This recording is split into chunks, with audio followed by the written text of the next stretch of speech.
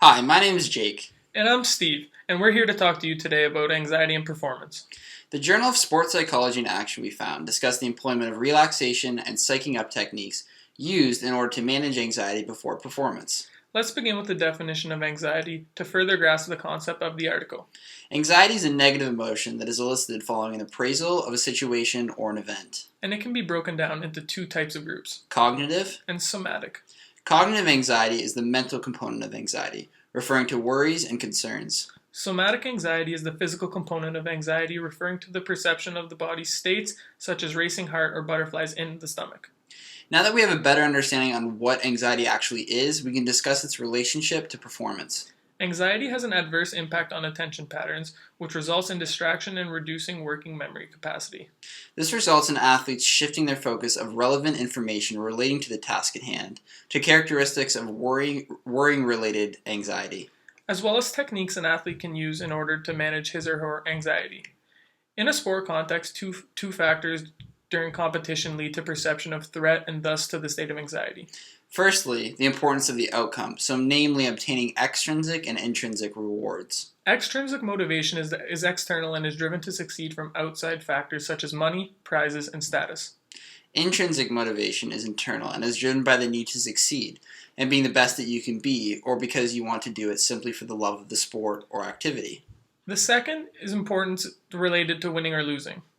A great real-world example was seen in the performance by Rory McIlroy in the 2011 Masters. At Augusta, going into the final round, Rory was leading the Masters by a total of 4 strokes.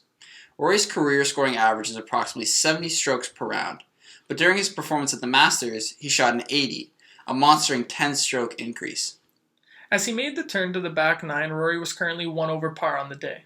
It was at this point that anxiety became a key factor as to whether or not Rory was going to be successful in this tournament. Concerns and worries began to flood Rory's mind. Factors related to anxiety began to take away from his performance.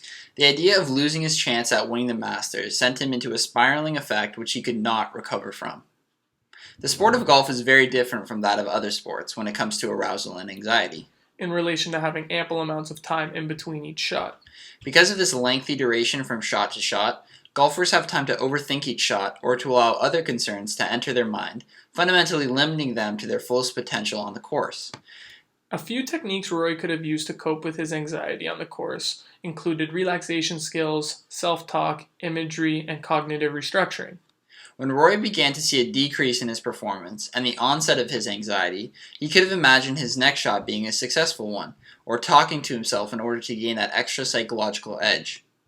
Theories that have sought to describe the anxiety and performance relationship include the multidimensional anxiety theory and the inverted U theory. Now, the inverted U theory discusses that depending on whether the cognitive anxiety level is low or high, the relationship between the psychological arousal and performance will take the form of an inverted U, or somewhat distorted bell shape.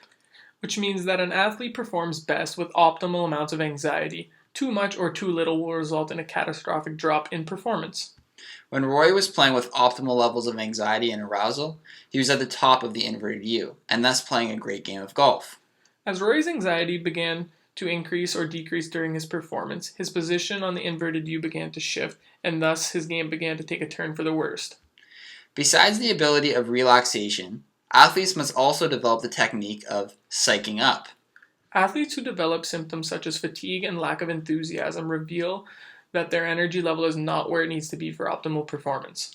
When this occurs, athletes must rely on other methods, such as psyching up techniques, which act as a means for an athlete to increase his or her psychological and physiological activity voluntarily. Examples of this include motivational speeches from coaches, the screams from a cheering stadium, or loud music and imagery. At the end of the day, anxiety will always come into play regarding any sport. Whether it helps the athlete succeed or lead to his or her defeat is uncontrollable. Now, what is controllable is the technique that can be used to manage anxiety or to help our level of play increase to the best of our abilities. Now be sure to tune in next week for our video on leadership and sport exercise. And remember to like and subscribe.